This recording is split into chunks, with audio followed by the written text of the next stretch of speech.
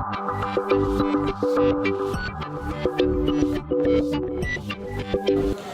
everyone, my name is Tawfiq from Tenet Technetronics. Today I'll be giving you a description about the GPIO board designed by Tenet itself. So this is a board.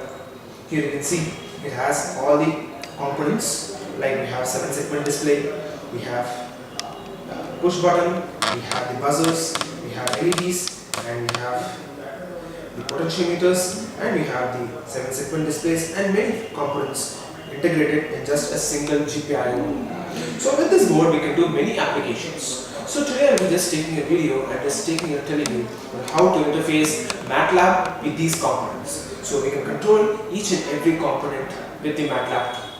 So with this component I will be just showing you a simple demonstration of how we can integrate all the tools, that is all the components in this GPIO board with the Matlab.